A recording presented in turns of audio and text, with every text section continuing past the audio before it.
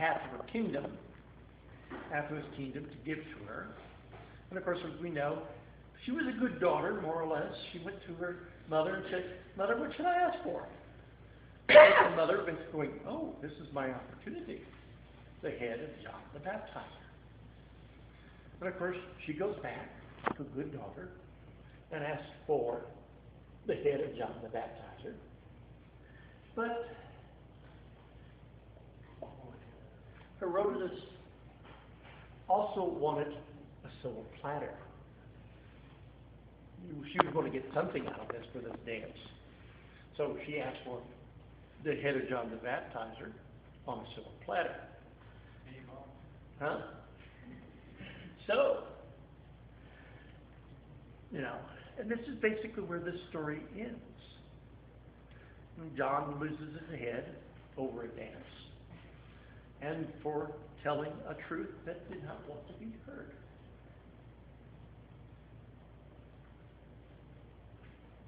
And that leads us to our next point. Usually when we think of ancient evil, it can be quite funny. We can talk about the seven bells and the head and all that. I couldn't find my relic of John the Head Baptist. I misplaced it somewhere. So I don't have that to show you as among my visual props. Thank you. Well, I found other ones, but we're saving those for later. But the one thing that we somewhat have on this is that we sometimes think of ancient evil is somewhat funny and comical.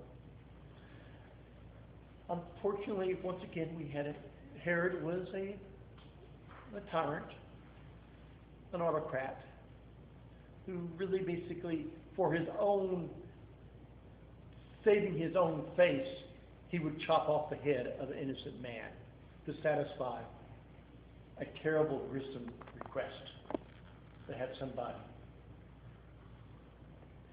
killed. And throughout his political life as king of Judea, he also did a lot of nasty things as well, as far as oppressing people, killing, and keeping his power. While we think somewhat ancient evil is confined to the past, we have within our own, in the last century, we had great evil that lived amongst us. We have a man called Adolf Hitler, who murdered 6 million Jews and 5 million assorted people, Jehovah's Witnesses, communists, Scientology, gypsies, and homosexuals. All on the whim of his word, and all because that's what was politically expedient for him. We also have, in our memory, even Stalin, who murdered 21 million of his people. Not just Russians, but also Ukrainians and other people who were of the various different Soviet republics of ethnicities. He was quite brutal and ugly as well. And if we just want to say, oh, that's all back in the past, we can go, unfortunately, we can continue to today. The Darfur region, innocent people being murdered and killed for no more reason than they're not the ones they want to be there. There are also innocent women, men, and children in Syria who are being murdered by their government, by the willfulness of evil. And we don't have to go to foreign countries. We can even go into our own time here and place. So evil is not a distant memory. And the evil that we do is not something that's just, way back when. It's here. It's in our midst. But I'm not going to leave you with this sin-drenched earth and the blood that has soaked into the earth. That is true. I want you to imagine with me, holy imagination, like Pastor Lord tells us.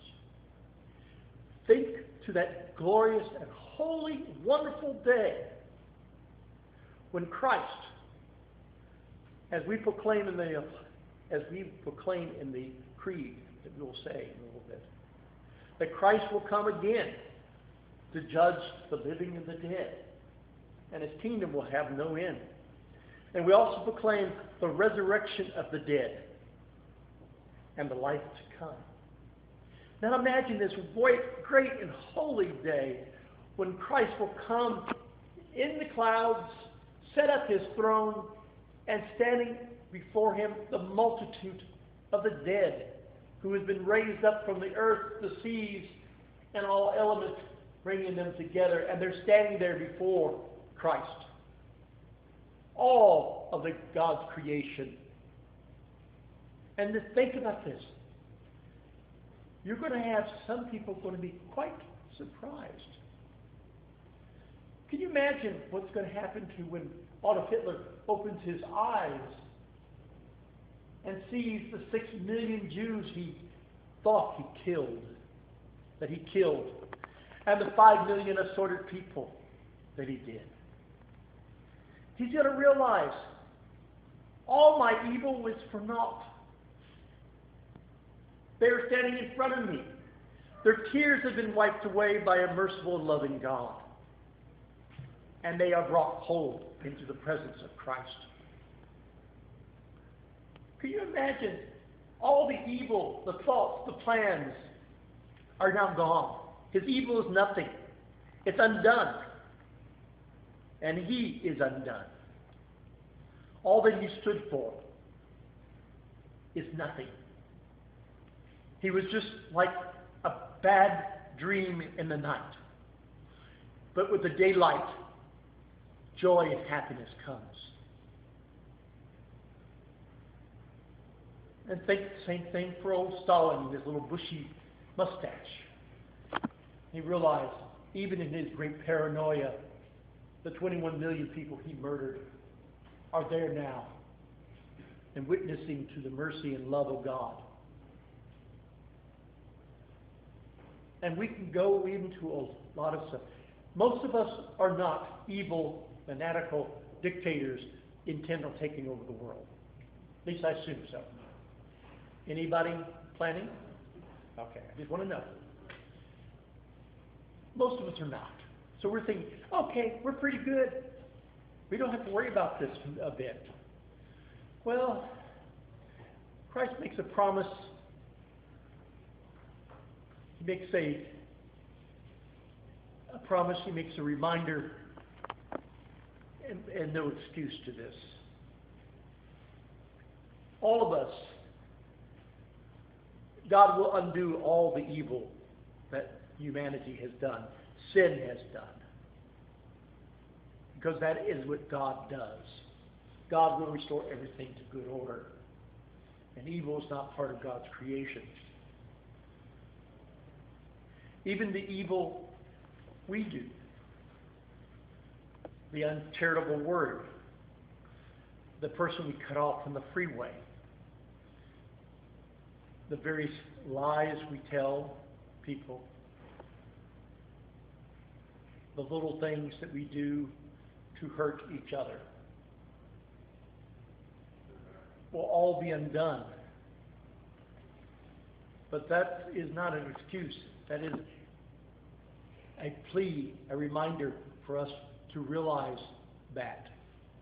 Not to take glory in our evilness or our sinfulness, but realize that God can and will extend his mercy.